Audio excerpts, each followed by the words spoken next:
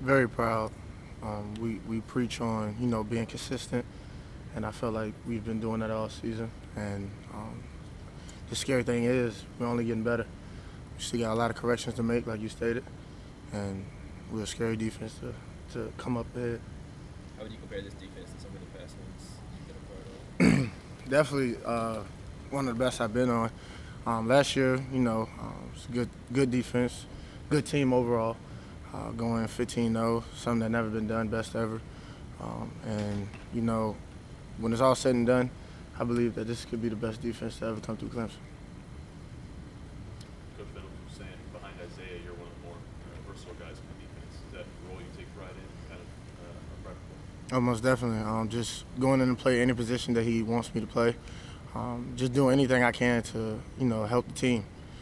That's all I'm about is team and winning. And that's why we play the game to win. We don't play to lose. We don't play not, to lose. And I harp on, me having the ability to go play any position he wants me to play because it's important to, have that, versatility on the team. Because, injuries happen. It's a long season, especially if you're trying to go all the way. So me, having that ability to play multiple positions just helps the team ultimately. So.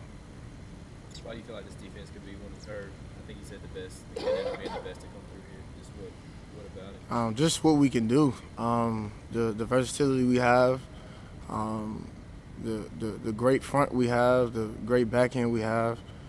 It's not that big of a drop off, in my opinion. Through the first 7 games, I believe that we did better than last year's team anyway. But it's just our togetherness and us, playing as a team, as one collective unit, and the fact that we can just continue to get better is really scary. So we'll definitely see, not the year, but games ahead to see, where we're at. But I believe that this is going to be a special defense because we got a great coach that just drives to be the best. Each and every year he starts all over and he pushes us to get the best out of us, and us being a mature and elite and great leadership in the back end has also helped us on the defensive side. So that experience that we have in the back end is definitely big for us. So I believe that that defense can like I said, only get better. Do you think it's possible that you guys could be better this year than last year with all that great talent in regard to the NFL? Yeah, I think it's possible. I mean, Did you just think it was possible coming into the season? most definitely. I never doubted my team. Just like last year, they had a great defense the year before that, I believe. So each and every year you got to start over, and that don't mean you lose hope. That don't mean you lose faith. You come each and every year knowing that you're going to be the best. If you don't have that right mindset, then you don't need to be playing for our defense. Each and every year we start over, but we want the best out of each and every player, each and every game. Kayvon, BC presents a totally different animal this week. They show up with multiple sets and multiple tight end formations. What is your key as a safety back there looking into that offense when they set up their offensive line? We got to tackle well. We got to do a better job tackling. We missed a lot of tackles these previous games that we had, and as a secondary, and definitely we got to tackle better. We got to be more aggressive, and taking more ownership of it, taking pride of it in practice, and continue to just get better in our technique. I believe that we don't have to really necessarily worry about what they do. We just got to worry about what we can do. We do a lot of focusing on ourselves, a lot of self-evaluation, what we can get better on, because if we perform the way we're supposed to, we'll come out on top every time. Where do you think some of those missed tackles against Louisville stem from? You said come from? Yeah. Mostly just attitude. Later in the game is where we miss the most tackles. And, a lot of guys get lackadaisical, and they don't think they need that type of attitude, that type of aggressiveness to continue to get guys on the ground. And we got to just do a better job of continue to have that intensity throughout the entire game. How do you think the starters did tackling-wise? Oh, the stars did well. I feel like that we have to tackle better as well. As a unit, as like as a whole defense, we have to tackle better. D-line, linebackers, secondary. We just got to continue to bring that intensity each and every play. And what I want is a shutout. I want to actually beat a team badly, like dominate them from the beginning of the whistle to the last whistle. And in order to do that, we have to dominate each and every snap, and we have to tackle well each and every play. Is that a message you kind of, I guess, pass along to maybe some of the backup center guys that do get in on Oh yeah, we harp on it every game. It ain't just games that we miss tackles. We do it every game. We make sure the guys behind us know just as much as we do, because that's what you're supposed to do as a leader. When I leave here, I want the secondary to be 10 times better than what I was. So in order to do that, you have to lead them and make sure that they're getting more than what's expected of themselves, because a lot of times a lot of guys get discouraged because they're the backup, but they don't realize their time is coming.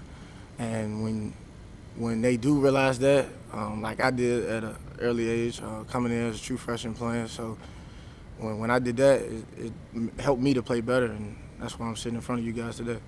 Speak of leadership, what about a situation like it happened with Andrew Booth on Saturday? What do you tell a guy like that, speaking from a leadership role? All the scenes was upset, me especially, because me and Booth are very similar, and especially how we came in. He playing as a true freshman, I was playing as a true freshman. A lot of similarities, how his attitude was, how mine was. And I just, I talked to him personally, just tell him to stay the course, even before the game. A lot of things go on in people's lives that we, don't know about. And a lot of times we use football to express that anger, and sometimes that can get ahead of us. And, us being a leader, it's already handled, and we're going to continue to get better. I promise you it won't happen again. And with Andrew Booth, being Andrew Booth, just continue to harping on him to just be himself. Don't, try to be somebody you're not. Don't try to do too much. Just live for the moment and just always know that your time is coming. There's a lot of frustrations, that you have being a highly recruited guy, and you're not playing as much as you should. So, just taking those young guys under our wing, us being the leaders, that's just what we have to do. in practice? Do you ever, as a DB, there ever times where Trevor Lawrence just maybe sees wide receivers against two guys and then sees a window and thinks he can fit it in there and you guys pick him off? Are you seeing kind of some of those things that we've seen in the game, some of those big questionable decisions in practice? What about Trevor Lawrence's performance? No, I'm not talking about like over the course of the game, just those two interceptions early on in the game, and maybe when he was trying to force things. Do you guys see that in practice at all? Forcing things, no. He makes a lot of great decisions. A lot of those interceptions that he may have may be miscommunication with the receiver as well. Just like Louisville, that was miscommunication. The first interception that was miscommunication with the receiver. So the lack of communication, I feel, is what's been missing for the offense. So we're only getting better though. I feel like definitely throughout the game he got better. He went 0 for 4, 2 interceptions, and then after that he went 20 for 29 and 3 touchdowns. So that communication, was put in place, and it's important.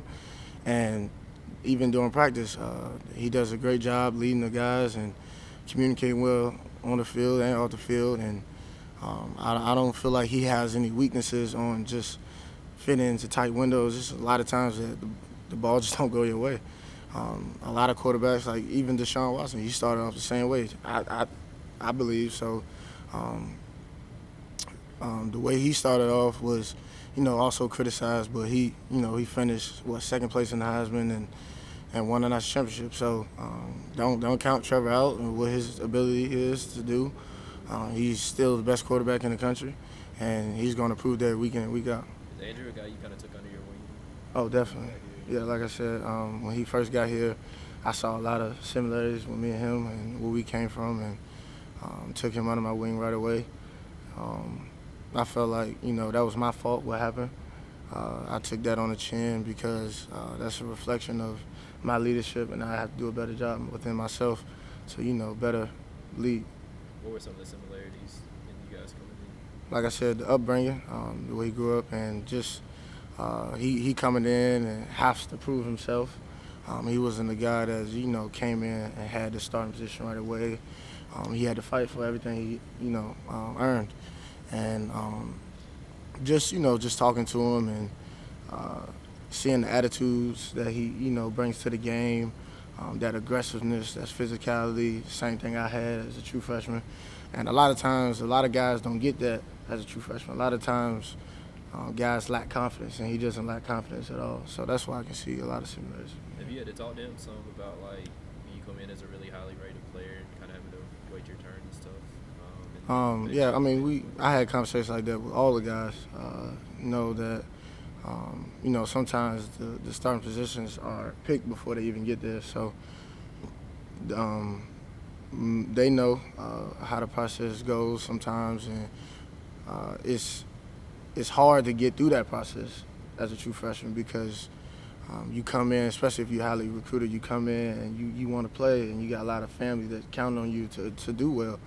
And, everybody wants a jump start on their career, and everybody wants a jump start on being drafted one day because you don't come to a college like this to, not to play well and not to play right away. So just knowing those guys are going to be great players, trust me. They're going to be sitting right in this chair. Y'all going to be talking to them. Andrew Booth, all our great secondary that we have.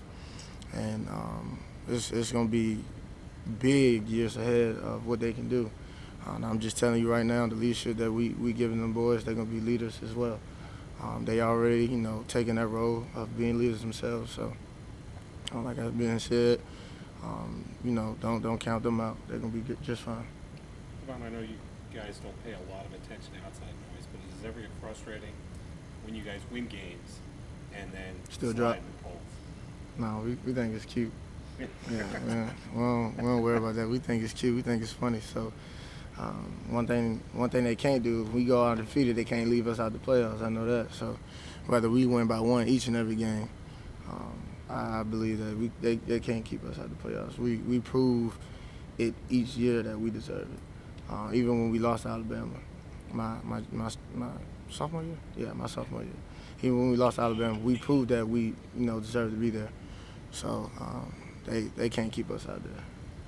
Kevin, we've heard so much about the way that Venables prepares week in, week out. Like, if you had to estimate how many hours you think he logs each week, either watching tape or in the facility, like, can you just sort of give us a glimpse into what that actually means when y'all talk about this preparation? What's the average person day is? What is that? Was it average what? Person day, like if they wake up at 6 in the morning, right? And It's like an go to 8-hour sleep workday like average. I don't believe he goes to sleep until about 11. So I believe from 8 to 10 p.m.